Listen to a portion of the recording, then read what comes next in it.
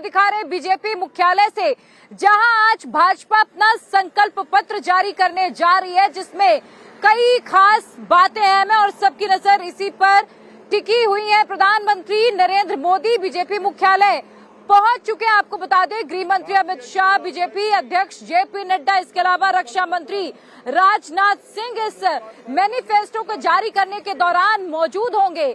माना यह जा रहा है कि प्रधानमंत्री मोदी की गारंटी पर जो बातें प्रधानमंत्री कहते रहे हैं, उन्हीं बातों को इन घोषणा पत्र में शामिल किया जाएगा। इससे पहले प्रधानमंत्री मोदी ने चुनावी मैनिफेस्टो के लिए 25 जनवरी को जनता से सुझाव मांगे थे, जिसके बाद पार्टी को करीब 15 लाख से ज्यादा आम लोगों के सुझाव मिले थे। और ऐसे में कोशिश यही होगी आज बीजेपी की कि उन्हीं बातों को शामिल किया जाए जिनके सुझाव लोगों से मिले थे।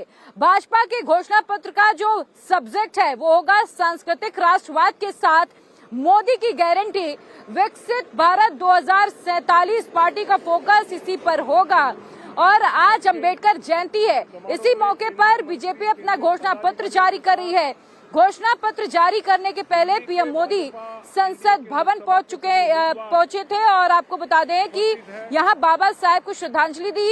ये सीधी तस्वीरें इस वक्त हम आपको भाजपा हेडक्वार्टर से दिखा रहे हैं, जहां पर प्रधानमंत्री नरेंद्र मोदी इस वक्त बीजेपी मुख्यालय पहुंच चुके हैं। उनके साथ गृह मंत्री अमित शाह भी नजर आ रहे हैं, रक्षा मंत्री राजनाथ भी यहाँ पर मौजूद है और अब से कुछ ही पल में भाजपा यहाँ से अपना मैनिफेस्टो जारी करेगी। माना ये जा रहा है कि इसमें युवा, किसान, गरीब के लिए खास तौर पर आज फोकस किया जाएगा। सबकी निगाहें इस वक्त टिकी हुई हैं।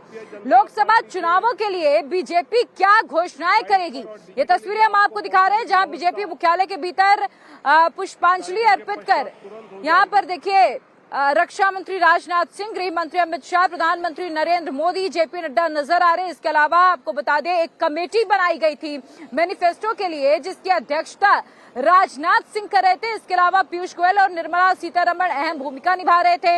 इसमें कई राज्यों के मुख्यमंत्रियों को शामिल किया गया था, जिसमें असम के मुख्यमंत्री, गुजरात के मुख्यमंत्री, मध्य प्रदेश के पूर्व मुख्यमंत्री को शामिल किया गया था।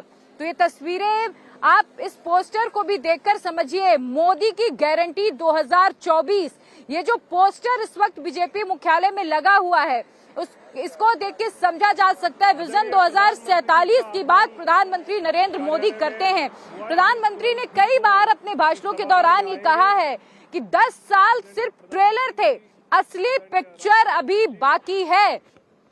और असली पिक्चर क्या होगी, उसकी तस्वीर आज जब बीजेपी अपना संकल्प पत्र जारी करेगी उसमें नजर आएगी। ये तस्वीरें हम आपको दिखा रहे हैं। लगातार आपको बता दें कि ये प्रधानमंत्री की कोशिश रही है कि जो वादे पूरे हो सकें उन्हीं वादों को शामिल किया जाए। और 2019 में भी भाजपा ने जो वादे किए थे उसमें कई ऐसे वादे हैं जो पूरे हुए। इसमें सबसे बड़ा वादा था राम मंदिर बनने का, राम मंदिर बना। दूसरा बड़ा वादा था धारा 370 का, जो कि पूरा किया। 3 तलाक, नागरिकता संशोधन अधिनियम और महिला आरक्षण बिल, ये 5 ऐसे बड़े वादे थे 2019 में भाजपा के, जिन्हें बीजेपी ने पूरा किया है। और इन्हीं बातों को लेकर जनता के बीच अब प्रधानमंत्री नरेंद्र मोदी, भाजपा के तमाम नेता पहुंच भी रहे हैं। और ये बताया जा रहा है कि राम मंदिर एक असंभव सा मुद्दा था, लेकिन देखिए कैसे भाजपा सरकार के कार्यकाल में उसे पूरा कर लिया गया है। चाहे वो 3 तलाक का मुद्दा हो, धारा 370 हटने का मुद्दा हो, महिला आरक्षण बिल हो, CAA हो, ये तमाम ऐसी बातें थी जो असंभव सी लगती थी। लेकिन प्रधानमंत्री जब मंच पर होते हैं, आपने अक्सर उन्हें सुना होगा कि ये असंभव बातों को कैसे संभव किया है। यही भाजपा का मिशन है। 2047 तक भारत को विकसित राष्ट्र बनाना है। और बताया जा रहा है कि वही वादे बीजेपी के घोषणा पत्र में आज होंगी, संकल्प पत्र में होंगी, जिन्हें वो पूरा कर सके। हमारे पॉलिटिकल एडिटर देवेंद्र पराशर मेरे साथ जुड़ चुके हैं। देवेंद्र, सबकी नजर इस वक्त टिकी हुई है, आज कौन कौन से वादे और किन्हें फोकस में रखा जाएगा? देखिए, अब उसमें बहुत ज़्यादा गेस करने की गुंजाइश है नहीं, समझ सकती हैं आपकी बस प्रधानमंत्री नरेंद्र मोदी और बाकी नेता, गृह मंत्री अमित शाह, रक्षा मंत्री राजनाथ सिंह, बीजेपी के राष्ट्रीय अध्यक्ष जेपी नड्डा, निर्मला सीतारमण, ये 5 लोग मंच पर बैठेंगे और यहाँ पर ये नेता आ चुके हैं। जो फोकस होगा, जैसा कि कल भी इंडिया टीवी इस बात को रिपोर्ट कर चुका है कि जन कल्याण फोकस होगा और उसमें सबसे दिलचस्प इस बात को लेकर दिलचस्पी रहेगी कि क्या आयुष्मान भारत कार्ड के दायरे को बढ़ाया जा रहा है। जो सुझाव आए थे, तकरीबन 15 लाख के आसपास सुझाव आए हैं अलग अलग माध्यमों से, चाहे नमो ऐप की बात कर लें या फिर जो वैन चलाए गए थे या दूसरे प्लेटफॉर्म के मार्फत जो सुझाव लिए गए थे या फिर ईमेल के मार्फत, उन सारे सुझावों को लगभग संकलन करके जो संख्या आई थी लगभग 14 से 15 लाख के आसपास था।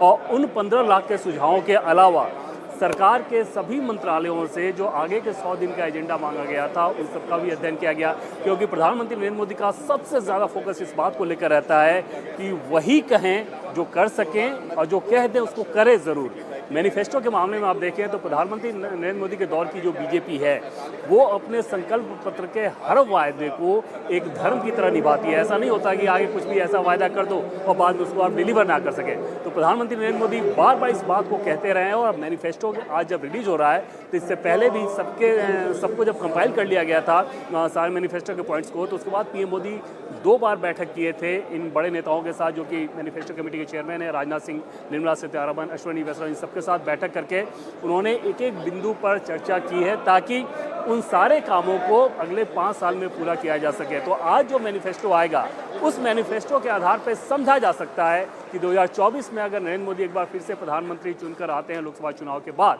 तो उसमें उस सरकार का जो एजेंडा होगा, सरकार जो काम करेगी वो क्या करेगी, उसमें कोई भ्रम जैसी स्थिति नहीं रह जाएगी। तो आप मान के चल सकती हैं कि 24 से 29 तक का सरकार का जो पूरा फोकस रहेगा उसकी झलक आज नजर आ जाएगी और इसी संकल्प पत्र के आधार पर आगे का काम होना है। तो कुल मिलाकर एक दिलचस्प संकल्प पत्र की उम्मीद की जा रही है, लेकिन तय मानिए कि उसमें जो भी बिंदु रहेंगे वो सारे बिंदु ऐसे होंगे जिसको पूरा किया जा सके। एक बड़ी दिलचस्प चीज़ ये थी कि जिन सुझावों की बात मैं कर रहा हूँ, देश भर से वो सुझाव आए थे, तो उसमें जनसंख्या नियंत्रण को लेके बहुत ज़्यादा सुझाव थे।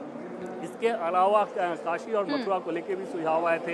हालांकि समझा जा सकता है कि मामला क्योंकि कोर्ट में है तो वो उसी कोर्ट के हिसाब से ही उस फैसले को होना है।